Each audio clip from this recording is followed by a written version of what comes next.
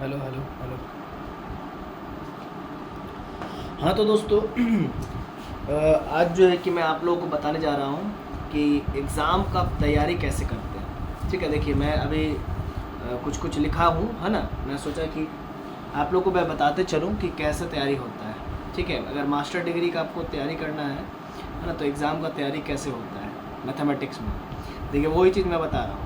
तो अभी एक थ्योरम आ रहा है, transitive property of finite extension. ठीक है, तो सबसे पहले स्टेटमेंट क्या होगा, let M is a finite extension of K and if, अगर मान लीजिए के इज ए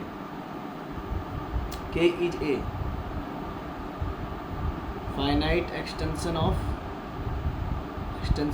एफ, है ना, सच डेट, इस प्रकार से कि एम, देखिए सबसे पहले M is a finite extension of क्या हो गया, के हो गया, तो K is a subset of M हो जाएगा, and K is a finite extension of F हो गया, तो K is a subset of F is a subset of K हो जाएगा। Then we have to show that क्या भाई, कि M is a finite extension of किसका, F का, मतलब ट्रांजिटिव शो करना है ना, तो एम एफ का तब क्या होना चाहिए, फाइनाइट एक्सटेंशन होना चाहिए, फाइनाइट फील्ड एक्सटेंशन होना चाहिए। तो वहाँ पर आप लिख लीजिएगा transitive property of finite field extension. ठीक है, फाइनाइट फील्ड एक्सटेंशन, तो यहाँ पर भी लिखिएगा let M is a finite field extension of K and if K is a finite field extension of F. ठीक है, अब देखिए हम लोग प्रूफ करने जा रहे हैं स्टूडेंट्स। ठीक है, मेरा शकल को दिख रहा है कि नहीं दिख रहा है, बस शकल देख लीजिए मेरा। हाँ, लॉक हो गया क्या, हाँ देखिए, है ना। आप यहाँ पर भी देखते रहिए, नीचे भी देखते रहिए, है ना। एक बार देख लेता हूँ अब लोग दिख रहा है कि नहीं दिख रहा है। हाँ दिख रहा है, चलिए। तो अब देखिए हम आगे की ओर मूव कर रहे हैं। प्रूफ में लिखेंगे क्या भाई, कि सबसे पहले जो स्टेटमेंट कहता है ना, इसी को देखिए नकल करना है। जैसे आप स्टेटमेंट लिख लिए, अब इसी स्टेटमेंट को आप जो है कि बारी बारी से लंबा लेंथी कर देंगे, पूरा लेंथी कर देंगे, है ना, मतलब तरीका से, है ना। देखिएगा, तो लेट एम इज ए क्या है, फाइनाइट एक्सटेंशन ऑफ किसका है, एम किसका फाइनाइट एक्सटेंशन है, के का, के। ठीक है, सच डेट, तो अगर m is a finite extension of k है तो k is a subset of m होगा। एंड ऑल्सो ये भी चीज़ हम लोग जानते हैं कि m is a finite dimensional vector space, finite dimensional vector space over किसके ओवर, k के ओवर। डेट इज क्या, that is m such that k equals to, तब क्या होना चाहिए, कोई भी मान लीजिए यहाँ पर आप n मान लीजिए, है ना। इसका फाइनाइट डायमेंशनल वेक्टर स्पेस है तो इसका डायमेंशन n मान लेते हैं। अब अगेन लेट, अब m को माने थे, अब k को मानेंगे। k is a finite extension of किसका, finite extension of f such that, इस प्रकार से कि अब k फाइनाइट एक्सटेंशन है तो k मतलब f क्या हो जाएगा, सबसेट ऑफ k हो जाएगा। And also k is finite dimensional vector space, finite dimensional vector space over किसके ओवर, f। अच्छा, एक और बात यहाँ पर शायद भूल रहे हैं, late K is a finite field होगा, यहाँ पर फाइनाइट फील्ड एक्सटेंशन, यहाँ पर भी होगा फाइनाइट फील्ड एक्सटेंशन, ध्यान दीजिएगा। तो let K is a finite field extension of F such that F is a subset of K and also K is a finite dimensional vector space over F. तो K is a finite dimensional vector space over F, तो that is क्या हो जाएगा, F such date के होगा, equals to इसको M मान लीजिए। अब यहाँ पर एक बात समझिएगा, ये तो हुआ बात की भाई ऐसा है तो ऐसा होगा, फाइनाइट डायमेंशनल वेक्टर स्पेस। अब हमें आगे की ओर प्रोसीड करना है। तो यहाँ पर हम लोग एक चीज़ सोचेंगे ध्यान से कि then we need to show that, क्या हमें शो करना होगा, then we need to show that. इसके बाद हम लोग क्या शो करेंगे, then we need to show that क्या, कि m is a finite field extension किसका, ऑफ एफ का, एंड ऑल्सो, और भी शो करना होगा, and also we have to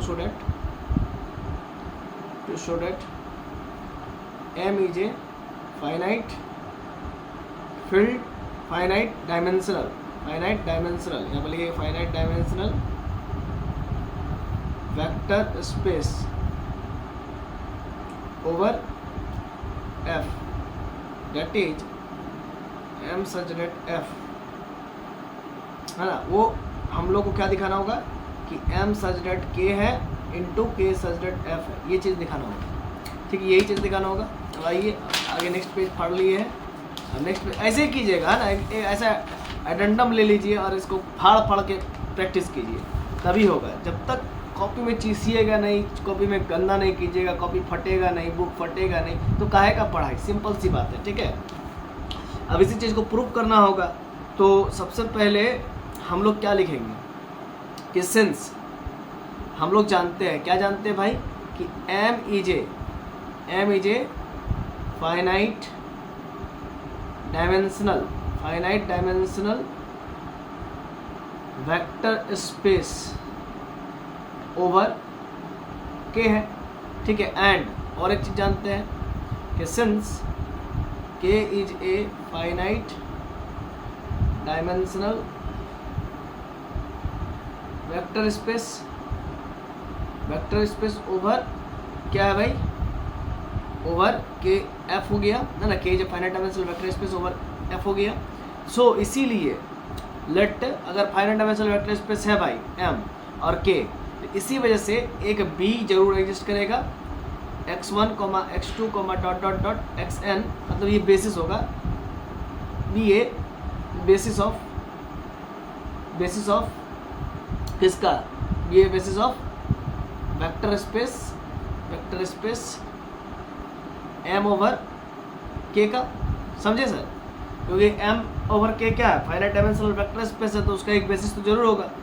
late, अब दूसरा मान लीजिए बी डैश बराबर y1, y2, yn, ठीक है, be a basis of vector space क्या, के ओवर एफ इसका बेसिस होगा। अब चूँकि बेसिस है तो भाई लीनियरली इंडिपेंडेंट भी होगा ना, बेसिस को लीनियरली इंडिपेंडेंट, दैट इज हम लोग ऐसा लिख सकते हैं कि एल बी इक्वल्स टू, हम लोग लिख सकते हैं एम, यानी कि एम को, एम चूँकि फाइनाइट डायमेंशनल वेक्टर स्पेस है ओवर के, ओवर के, तो एक बात समझिएगा, तो उसके बेसिस के लीनियरली इंडिपेंडेंट फॉर्म में हम लोग एम को लिख पाएंगे, एंड एल बी डैश को भी तब हम लोग के रूप में लिख पाएंगे। अच्छा, अभी हम लोग क्या शो करना है कि M over F is a finite dimensional vector space, हमें यही शो करना है ना, या फिर फाइनाइट फील्ड एक्सटेंशन, यही शो करना है ना सर। तो उसके लिए हमको तो क्या दिखाना पड़ेगा, हमें दिखाना पड़ेगा कि उस एम ओवर एफ के लिए एक बेसिस मिल जा रहा है, या फिर ये दिखाना है, और एक साथ साथ हमको ये भी दिखाना होगा कि वो जो बेसिस है वो लीनियरली इंडिपेंडेंट है। तो देखिए कैसे दिखाएंगे, देखिए ध्यान दीजिएगा। तो वी राइट, अब हम लोग क्या करेंगे, ए बराबर हम लोग एक बेसिस मानेंगे xi yj करके, such that i is less than equals to, क्या मान लेते हैं, वो n और greater than equal to 1, and 1 से बड़ा j और less than equals to m, ये मान लिए, है ना। तो हम यहाँ पर कहेंगे कि लेट, यहाँ पर दिखाना क्या होगा, we need to show that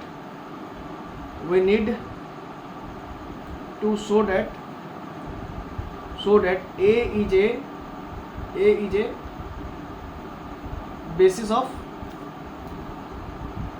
यहाँ पर ऐसे, इसको ऐसा भी हम लोग मान सकते हैं कि अगर ये बेसिस हो गया, अगर ये m ओवर f का बेसिस हो गया, तो हमें लीनियरली इंडिपेंडेंट शो करना होगा, समझ रहे हैं ना। तो अभी एक बात समझिएगा, a बराबर xi yj हुआ such that i less than equals to n and 1 से बड़ा हो गया, ठीक है। तो हमें क्या दिखाना होगा, ये तो शो करना ही पड़ेगा कि ये एक बेसिस है। We need to show that a is a basis of किसका, basis of vector space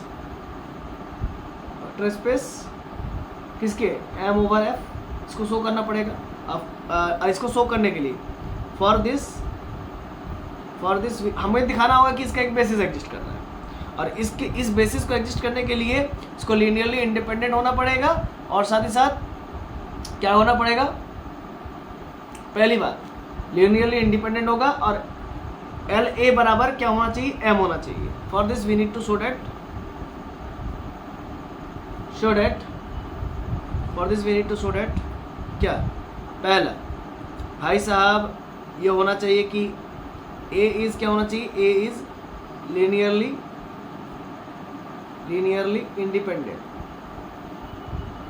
independent और दूसरा क्या होगा, एल ए बराबर एम होना चाहिए, है ना। ये दो चीज़ हमें शो करना होगा। तो ये तो हुआ, अभी बहुत ज़्यादा लंबा वीडियो हो जाएगा, इसीलिए अभी के लिए इतना ही रखते हैं। फिर नेक्स्ट वीडियो में मैं आपको बताऊंगा कि ये दो पॉइंट्स को कैसे प्रूव करते हैं, ठीक है। अभी के लिए हमें बताया कि देखिए ऐसा भी है कि एक बेग में बताऊंगा ना तो आपको याद नहीं होगा, तो इतना पहले याद कीजिए फिर आगे बताएंगे, ठीक है।